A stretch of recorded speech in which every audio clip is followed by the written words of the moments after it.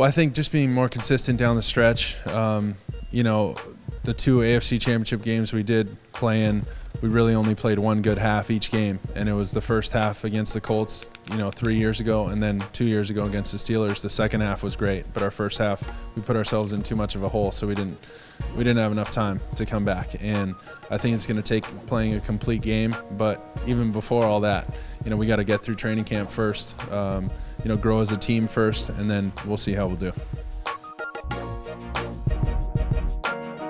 First thing on my mind is the new playbook with our new offense coordinator, Coach Sperano, and that first chance we had to run through those plays, and the first chance we heard it, I thought our offense performed very well, all things considered, against a tough defense in OTAs. But that's the biggest thing is really understanding that playbook and mastering it by the time the season comes.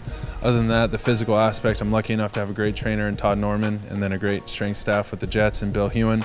So we'll be ready, and then it's a matter of executing our plays and playing well.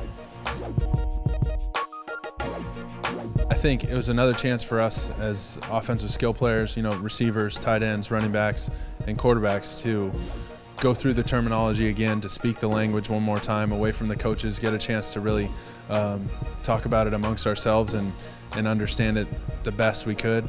I think it gave us a chance to watch some of that film from the OTAs that we had just completed and reflect on a lot of those plays, and that helps you learn as well. And then, beyond football, transcending what we do on the field, we wanted to, bond as a team, and that's what we got a chance to do at the ESPYs. We got a chance to go to Katsuya, a sushi restaurant real close to my house in Orange County. So it was a great experience for all of us on and off the field. A lot of great sponsors out there too, so it was fun.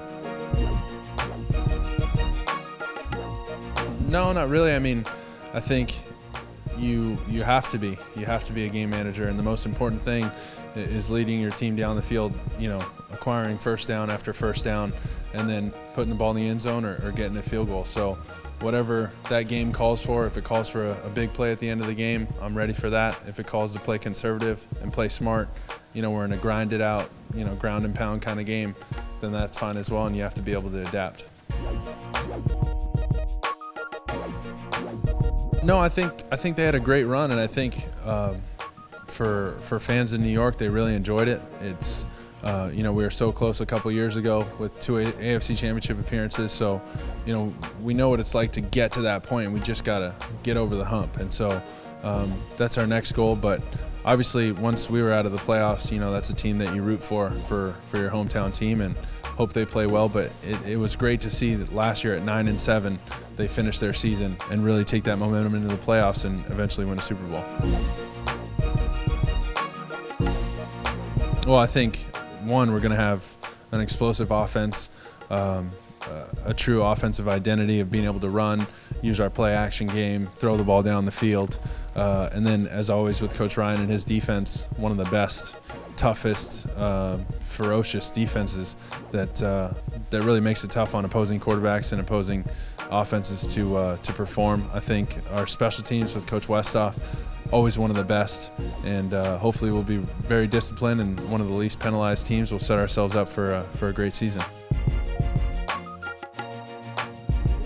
Well, I think one of the most important things was our leader and Coach Ryan and his adjustments that he's made with Super Bowl predictions and stuff like that. And I think he saw the kind of the pressure it puts on the team to say something like that early in the season.